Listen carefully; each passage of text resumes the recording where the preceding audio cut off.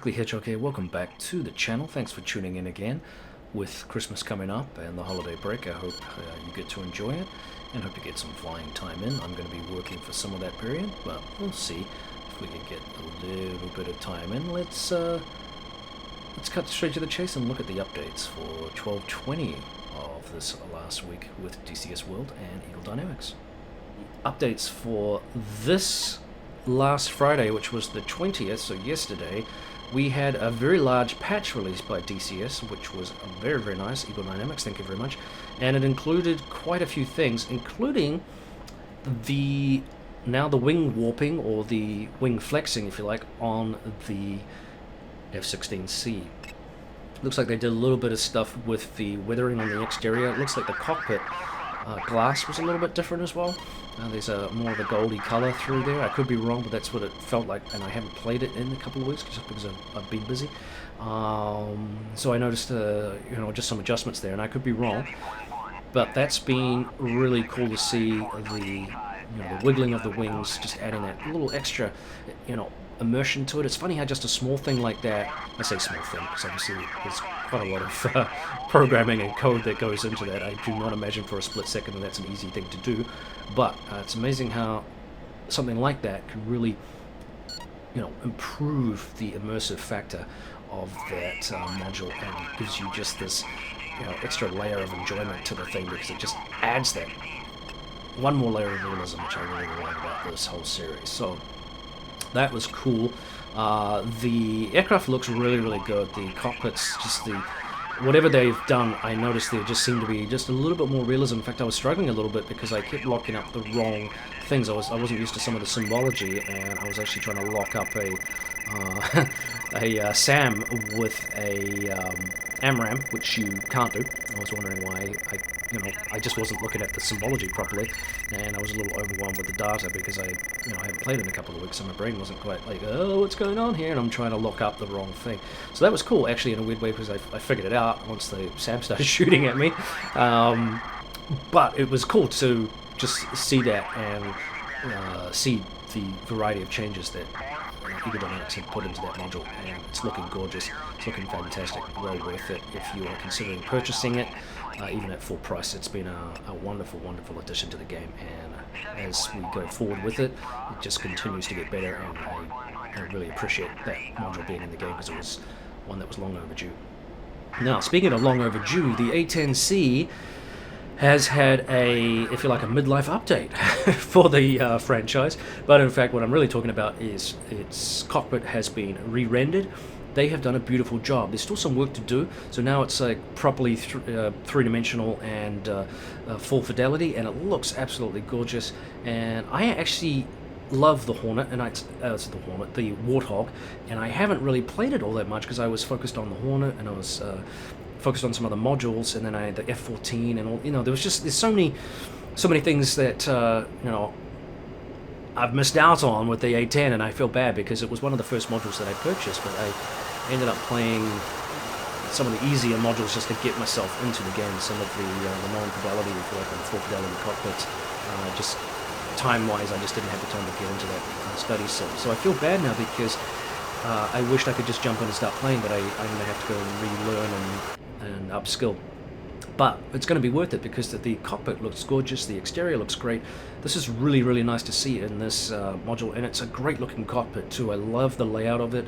The level of layers within that cockpit are a lot of fun, and it's a really, really nice aircraft. It's fun to fly. It handles more like a passenger jet in some ways because it's sort of big and lumbering, and it doesn't move quickly. But it is quite maneuverable, and it does have what I like, which of course is a high loitering capacity, so you can sort of spin around and loiter over the target and give yourself another shot, whereas some of the faster jets, you sort of you got to get in, blast it, and then blast out again, and it's very easy to be miles and miles away from the target before you've actually turned around and reacquired if you've overshot things. Whereas the A10 gives you just that little bit more flexibility. Plus, it's a tank in the air, and if you do take a blast or take a shot, you're not likely to lose the mission straight away. You may actually survive it, and certainly you can fly home in one piece or with pieces missing, or you may actually be able to turn around and still keep going because it's just that much of a robust airframe compared to, say, the F-18 or the Harrier perhaps, and certainly the F-16. It's just a different module altogether. The F-14 is a little bit of a tank, but it's no A-10, and that thing is fun to fly, so I'm looking forward to getting into that.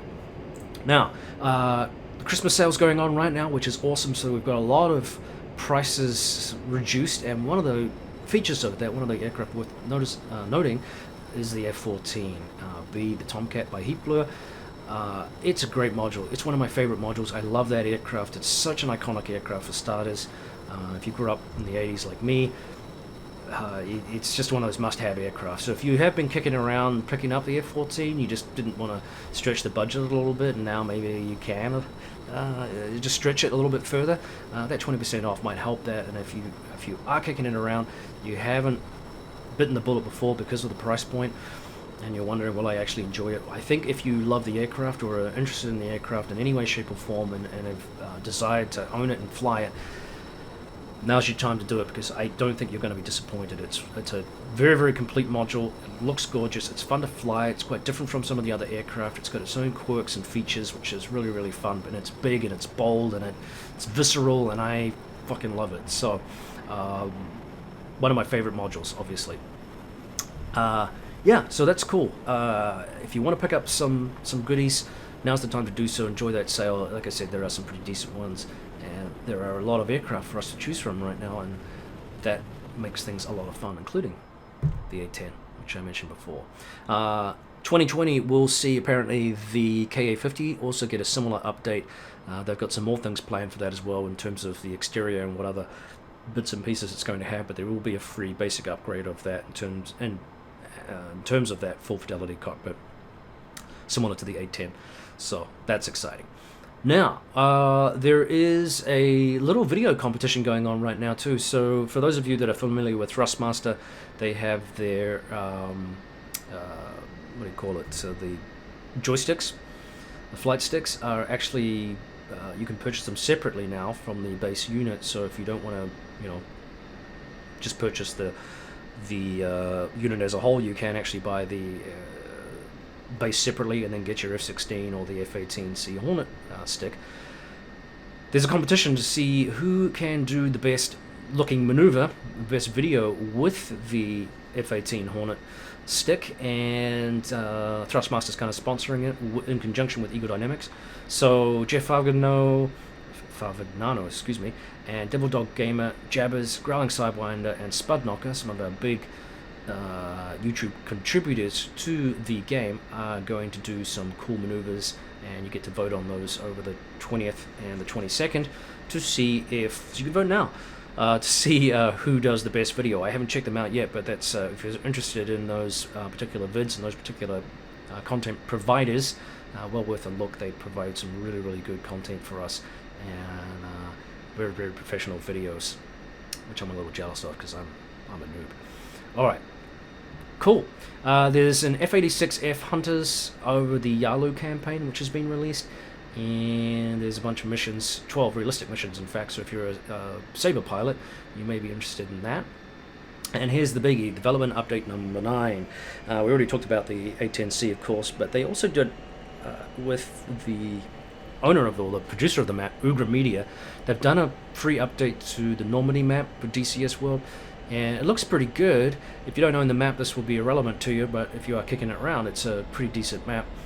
If you are a Warbird pilot too, it's probably worth considering. They have added a lot of airfields and famous landmarks. They've got a new tree and forest system using speed tree, and they've added a lot more detail around the existing airfields. I'm not going to go through all of these, one, because my French is not good enough that I would possibly pronounce some of these names completely accurately, but also there's way too many and would just take too long, and I don't want to let this video to get any longer than it already is. But yeah, if you own the map, worth double checking. Download the patch for goodness sakes and have a look, because it's very, very beautiful. So that pretty much wraps things up. Like I said, some updates, some sales, updated cockpit for the A-10C, Still waiting for the K50, of course, update. We must be very close, I'm thinking, to the super carriers too, which I'm very, very much looking forward to. The Nimitz class carriers, that's going to be a huge release for the game. So we're rolling along, guys. We really are seeing some really cool things. This still remains the ultimate combat flight sim. I know we're going to see some interesting competition from Microsoft Flight, but really 2020, but there really isn't a great deal of comparison, although both games are quite good in eye candy. It's a little bit different in terms of the genre too, because we're not really seeing a whole lot of combat in flight sim. It's a little bit of a different niche, so we're very lucky here that we have this great combat sim from DCS, and long may it continue. But we've got some really cool stuff coming out right now. The JF-17, all these different rotary wing aircraft that we're going to see as well. We're really being spoiled. So, all right, that'll do. Otherwise, I'll just be babbling, waxing lyrical about stuff that I could talk about for hours. It's a great sim. I hope you have a good Christmas. This is Prickly Hedgehog out. I will see you around, guys. If I don't see you over the Christmas break, I'll probably see you in the new year.